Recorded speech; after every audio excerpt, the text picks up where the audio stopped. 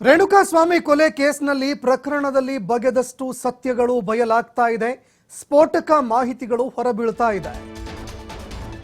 ಇನ್ನು ಕಿಡ್ನಾಪ್ ಮಾಡಿದ್ದಂತಹ ಕಾರು ಚಾಲಕನಿಂದಲೇ ರೇಣುಕಾಸ್ವಾಮಿಯ ಬಾಡಿಯನ್ನ ಡಿ ಗ್ಯಾಂಗ್ ಶಿಫ್ಟ್ ಮಾಡಿಸಿತ್ತು. ಯಾವ ಕಾರು ಚಾಲಕ ಕಿಡ್ನಾಪ್ ಮಾಡಿದ್ದ ಅದೇ ಕಾರು ಚಾಲಕನಿಂದ ಬಾಡಿಯನ್ನ ಶಿಫ್ಟ್ ಮಾಡಿಸಿದ್ರು. ಚಿತ್ರದುರ್ಗದಿಂದ ರೇಣುಕಾಸ್ವಾಮಿಯನ್ನ ಕಿಡ್ನಾಪ್ ಮಾಡಿದ್ರು. ಅನುಕುಮಾರ್, ರಘು, ಜಗ್ಗ ಆತನನ್ನ ಕಿಡ್ನಾಪ್ ಮಾಡಿ ಬೆಂಗಳೂರಿಗೆ ಕರೆ ತಂದಿದ್ರು. ಇದೇ ಸಂದರ್ಭದಲ್ಲಿ ಕ್ಯಾಬ್ ಡ್ರೈವರ್ ರವಿ ಕಾರನ್ನ ಬುಕ್ ಮಾಡಿಕೊಂಡು ಶೆಡ್ಗೆ ಬಂದಿದ್ರು. ರವಿ ಕಾರನ್ನ ಬುಕ್ ಮಾಡಿಕೊಂಡು ಶೆಡ್ಗೆ ಬಂದಿದ್ದ. ಹತ್ಯೆಯಾದ ಬಳಿಕ ಇಡಿಯೋಸ್ ಕಾರಿನಲ್ಲಿ ಚಿತ್ರದುರ್ಗದ ಬಳಿಯಲ್ಲಿ ಎಸೆಯುವಂತೆ ಹೇಳಿದ್ರು. ಆದರೆ ಭಯದಿಂದಾಗಿ ಶವವನ್ನ ಸಾಗಾಟ ಮಾಡೋದಕ್ಕೆ ಅಂತ ಕಾರು ಚಾಲಕ ರವಿ ಒಪ್ಪಿರಲಿಲ್ಲ.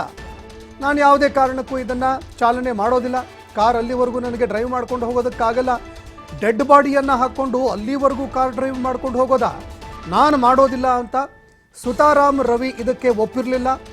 ಅದಾದ ಬಳಿಕ ಆತನಿಗೆ ಹೆದರಿಸಿ ಶೆಡ್ನಲ್ಲಿ ಸ್ಕಾರ್ಪಿಯೋ ಕಾರನ್ನು ಡ್ರೈವ್ ಮಾಡುವಂತ ಹೇಳಿದ್ರು. ಇನ್ನೇನು ಮಾಡಬೇಡ, ಶೆಡ್ನಲ್ಲಿ ಇರುವಂತಹ ಸ್ಕಾರ್ಪಿಯೋ ಕಾರ್ ಇದೆಯಲ್ಲ ಅದನ್ನು ಡ್ರೈವ್ ಮಾಡು ಸಾಕು ಅಂತ ಹೇಳಿದ್ರು. ಇನ್ನು ಇವರು ಎಲ್ಲೆಲ್ಲಿ ಹೇಳಿದ್ರು ಆ ಕಡೆ ಹೋಗುವಂತ ಕೆಲವು ಆರೋಪಿಗಳ ಜೊತೆಯಲ್ಲಿ ರವಿಯನ್ನ ಕಳಿಸ್ಕೊಟ್ಟಿದ್ರು. ಎಲ್ಲೆಲ್ಲಿ ಹೇಳ್ತಾರಲ್ಲ ಅಲ್ಲಲ್ಲಿ ಹೋಗಿ ನೀನು, ಈ ರೀತಿಯಾಗಿ ಮಾತುಗಳನ್ನು ಹೇಳಿ ಆರೋಪಿಗಳ ಜೊತೆಯಲ್ಲಿ ಕಾರು ಚಾಲಕ ರವಿಯನ್ನ ಕಳಿಸಿಕೊಟ್ಟಿದ್ರು. ಅವರು ಯಾವ ರೀತಿಯಾಗಿ ಹೇಳಿದ್ರು ಅದೇ ರೀತಿಯಾಗಿ ಸ್ಕಾರ್ಪಿಯೋ ಕಾರನ್ನ ಡ್ರೈವ್ ಮಾಡಿಕೊಂಡು ರವಿ ಹೋಗಿದ್ರು. ಇನ್ನು ಇದೇ ಪ್ರಕರಣಕ್ಕೆ ಸಂಬಂಧಪಟ್ಟಂತೆ ಅಂದರೆ ರೇಣುಕಾಸ್ವಾಮಿ ಕೊಲೆ ಪ್ರಕರಣಕ್ಕೆ ಸಂಬಂಧಪಟ್ಟಂತೆ ಪೊಲೀಸ್ ಅಧಿಕಾರಿಗಳಿಗೆ ಶರಣಾಗಿ ಡ್ರೈವರ್ ರವಿ ಈಗಾಗಲೇ ಜೈಲು ಪಾಲಾಗಿದ್ದಾನೆ.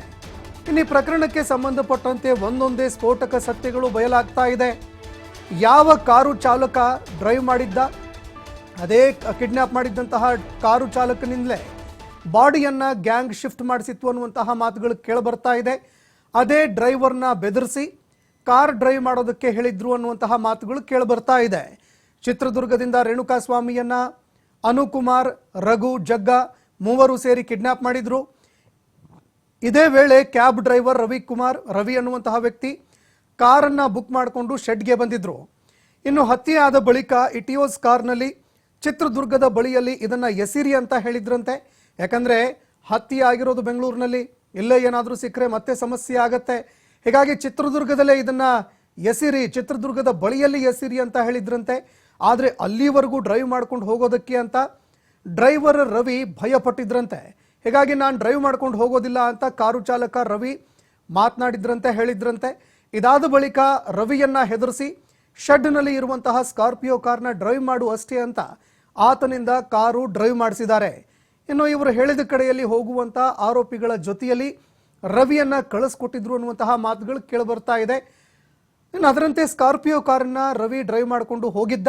ಇನ್ನು ವಿಚಾರಣೆಯ ಸಂದರ್ಭದಲ್ಲಿ ಇಲ್ಲ ನನಗೆ ಈ ರೀತಿಯಾಗಿ ಮಾಡುವಂತ ಹೇಳಿದ್ರು, ಇದನ್ನು ಬಿಟ್ಟರೆ ನನಗೂ ಇದಕ್ಕೂ ಏನೂ ಸಂಬಂಧ ಇಲ್ಲ ಸ್ವಾಮಿ ಅಂತ ರವಿ ಇದೀಗ ಈ ಪ್ರಕರಣಕ್ಕೆ ಸಂಬಂಧಪಟ್ಟಂತೆ ಸತ್ಯ ಬಾಯ್ಬಿಟ್ಟಿದ್ದಾನೆ. ಎಲ್ಲೆಲ್ಲಿ ಡ್ರೈವ್ ಮಾಡ್ಕೊಂಡು ಹೋಗುವಂತ ಹೇಳಿದ್ರು ನಾನು ಹೋದೆ ಅಷ್ಟೇ, ನನಗೂ ಇದಕ್ಕೂ ಸಂಬಂಧ ಇಲ್ಲ. ಇದೇ ಕೇಸ್ನಲ್ಲಿ ಪೊಲೀಸರಿಗೆ ರವಿ ಶರಣಾಗಿದ್ರು. ಪ್ರಕರಣಕ್ಕೆ ಸಂಬಂಧಪಟ್ಟಂತೆ ಇದೀಗ ಸ್ಫೋಟಕ ಸತ್ಯಗಳು ಬೆಳಕಿಗೆ ಬರ್ತಾ ಇದೆ.